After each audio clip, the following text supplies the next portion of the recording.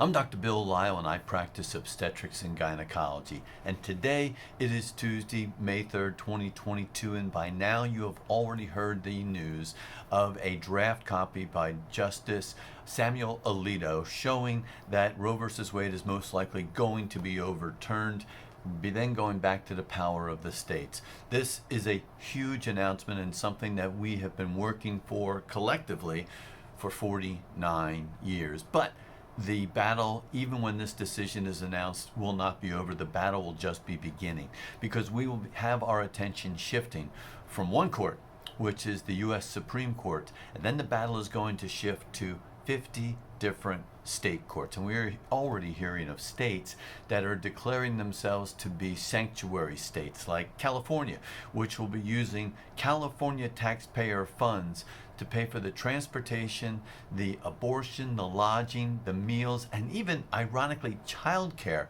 for the woman who is coming from a life state to a abortion state such as California.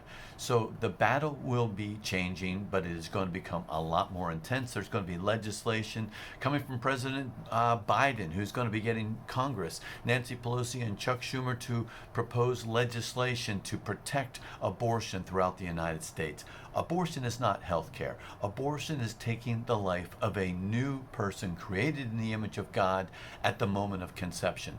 Since 1973, 63 million babies created in the image of God with heartbeats, those lives have been taken. That is the entire population, every man, woman, and child of California and Florida combined.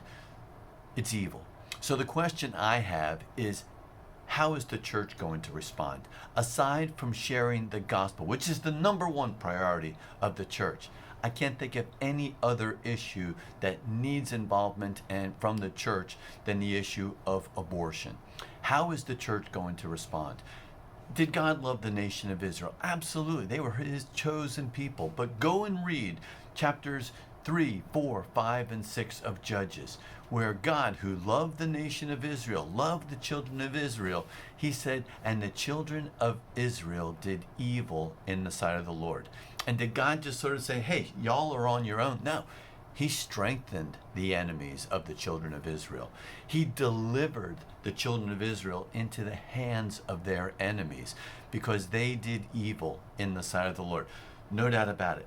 Taking the lives of 63 million babies created in the image of God at the moment of conception is definitely doing evil in the sight of the Lord. I really believe that the fate and the future of our nation is not only in how we as a nation respond to abortion, but how our churches respond to the issue of abortion. My prayer is that our pulpits and our pastors will just be afire with the message of forgiveness, of redemption, to talk about how important it is to repent for the sin that has plagued our land.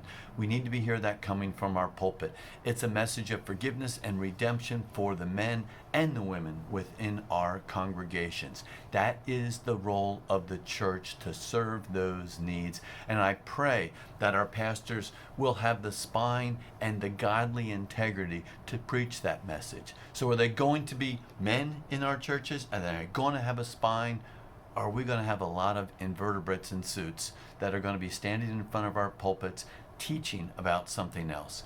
God, pray that we give these men the encouragement to speak as they ought to speak. Give them the boldness to do the role of being a pastor and a shepherd and not being an invertebrate. If you have any questions, you can contact me through our website, which is prolifedoc.org. God bless you all, and call me if you have any questions.